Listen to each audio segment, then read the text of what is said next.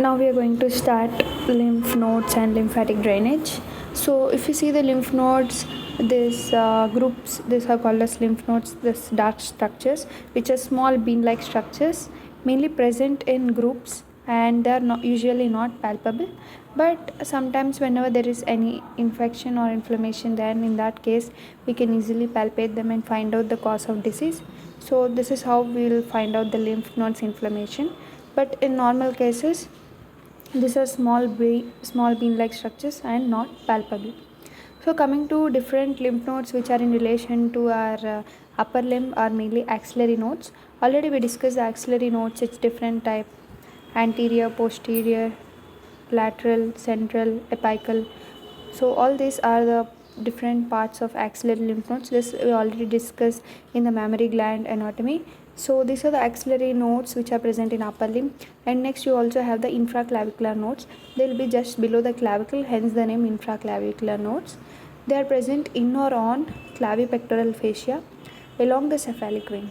So cephalic vein is actually always on the lateral side, whereas the basilic vein is on the medial side.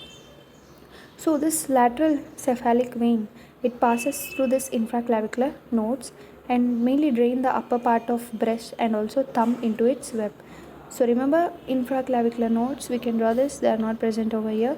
For example, this is a clavicle, so below it there are nodes, these are the infraclavicular nodes.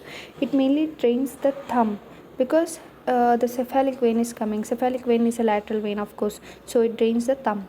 So cephalic vein from the thumb, it drains into the infraclavicular nodes, and also our upper part of breast is also drained into the infraclavicular nodes.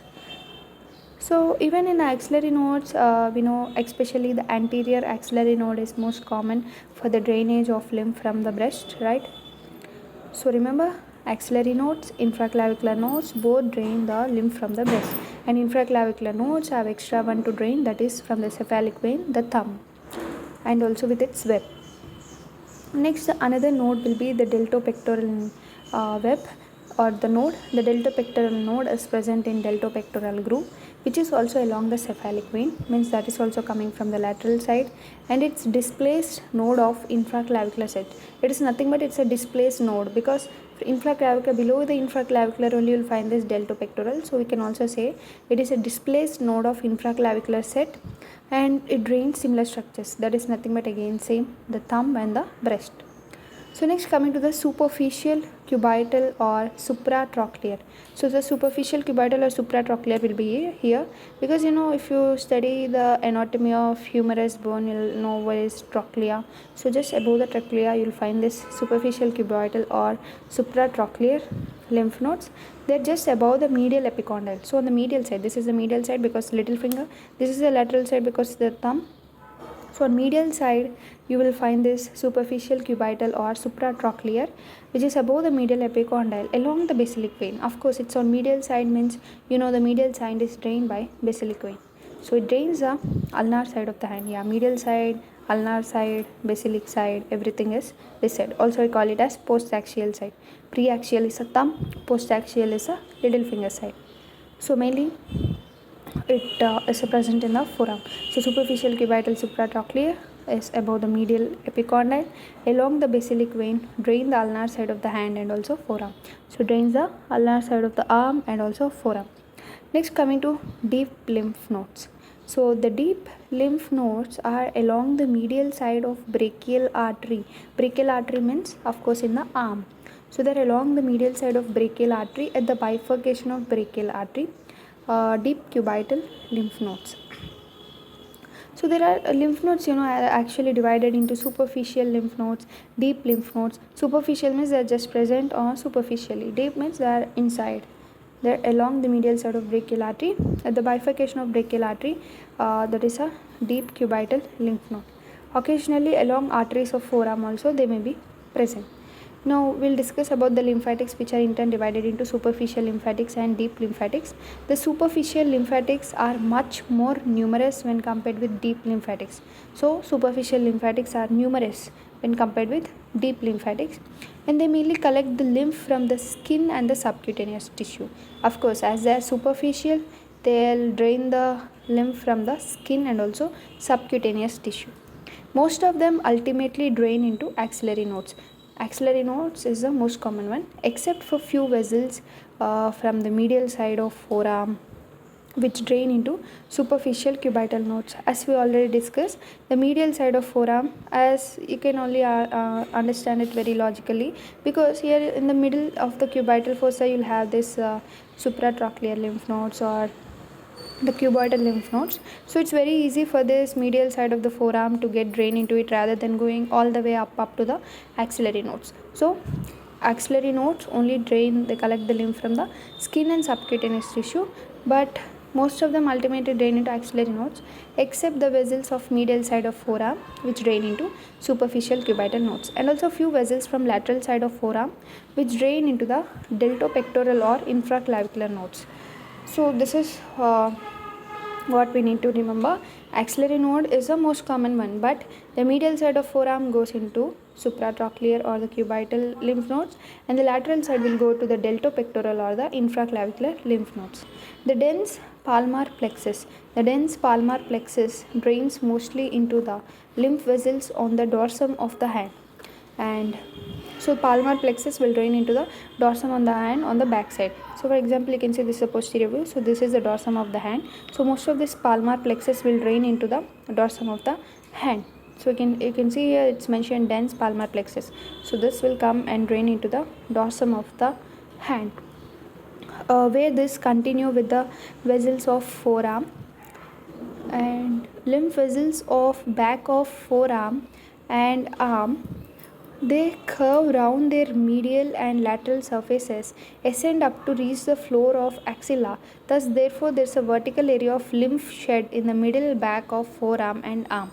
So, actually, remember that in the middle back means on the posterior surface of arm and forearm, if you observe, you'll get a lymph shed. You can see the lymph shed on back, the vessels passing on the front. So, this is called as lymph shed. So remember, the lymph shed is mainly present on posterior surface of both forearm and arm.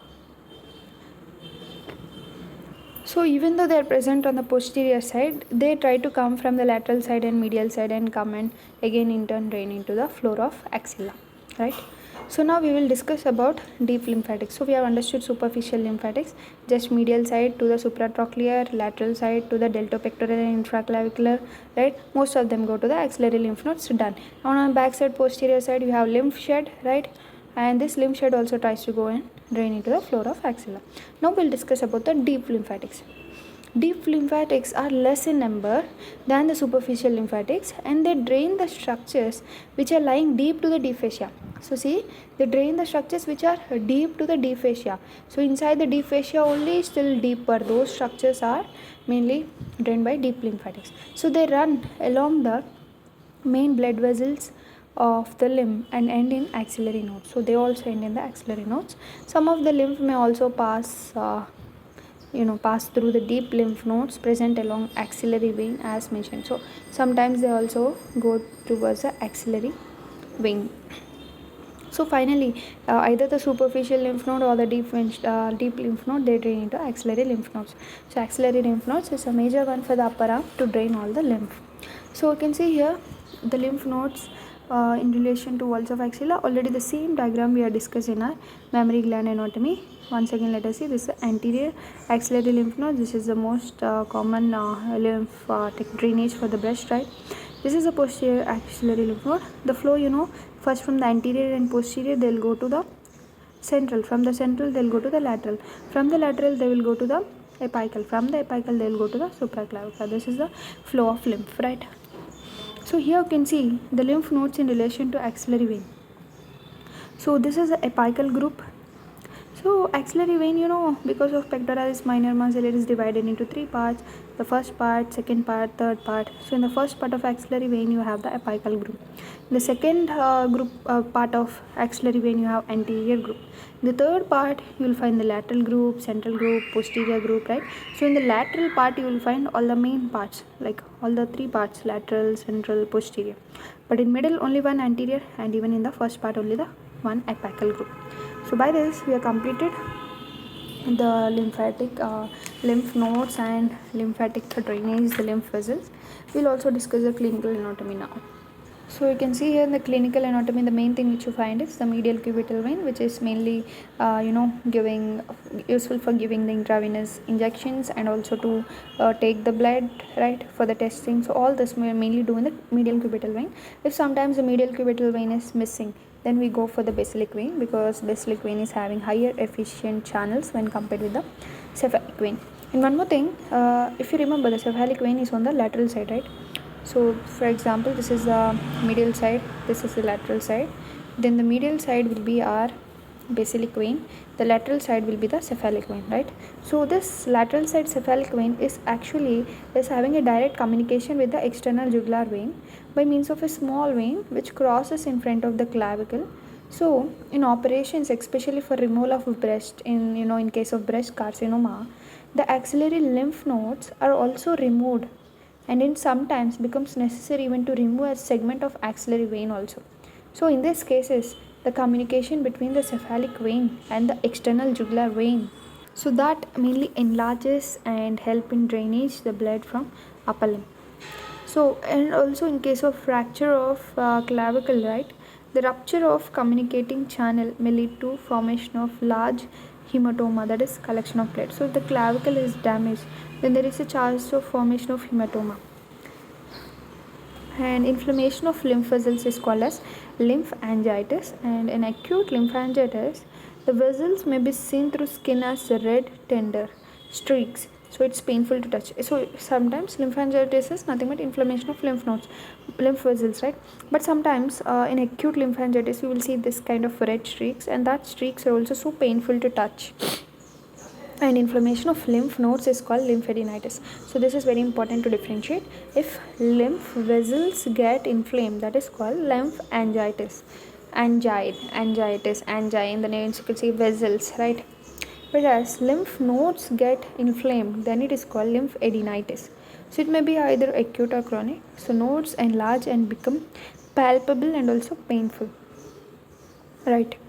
You can see here enlarged axillary lymph nodes. So how big they enlarge? Actually they should be in this size. Now this is a enlarged lymph nodes, right? So obstruction to lymph node can result in accumulation of tissue fluid in areas of drainage. So this example you can see how because of obstruction how the edema is formed, that is called lymphedema. So this is called lymphoedema. This may be caused by carcinoma or infection with some parasites like filaria, or because of surgical removal of lymph nodes. So filariasis is where the lower limb leads to increase in size, called elephantiasis. So it's common elephantiasis, everyone know.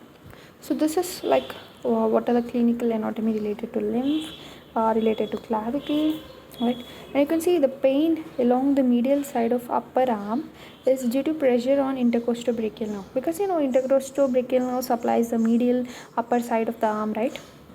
So because of that, intercostobrachial nerve by enlarged central group of axillary lymph nodes. Actually, the central axillary lymph nodes is an mere closer to the intercostobrachial nerve. So because if the central axillary lymph nodes get swelled up, then even the intercostobrachial nerve will get affected. So because of that, the medial side of the upper arm is due to pressure. So there's a pain on the medial side of the upper arm. So whenever you find a pain on the medial side of upper arm, you can suspect that the central axillary lymph nodes got swollen, right? So what are central axillary lymph node? If you remember these guys, so these are the central axillary lymph nodes. So here only the intercostobrachial nerve supplies. Its root value is T2, if you remember, right? So it supplies this upper part of arm, medial side of the upper part of the arm. And one more thing to remember is, always remember that a vertebral spine is always lower than the corresponding spinal segment. For example, if you take the 5th cervical spine, it overlies the 6th cervical spinal segment. So always the vertebral spine is lower than the corresponding spinal segment. Okay. The next thing is the area of sensory loss of skin, especially following injuries of spinal cord or of nerve roots. It mainly conforms to the dermatomes. So therefore, the segmental level of damage to spinal cord is determined by examining a dermatome for touch, pain, temperature. And also note that the injury to a peripheral nerve produces sensory loss corresponding to the area of distribution. So always remember how to differentiate a dermatome and peripheral nerve. If there is any problem in a peripheral nerve, then you will lose completely the sensory loss, then the sensation is lost. But in the case of dermatome, in that area you'll get pain or touch, temperature, so this kind of changes. So by this we have completed our chapter, the cutaneous nerves, superficial veins, we have completed the dermatomes, we have completed lymphatic drainage, lymphatic nodes of upper limb. So also last we completed the clinical anatomy. So next we'll start with the scapular region.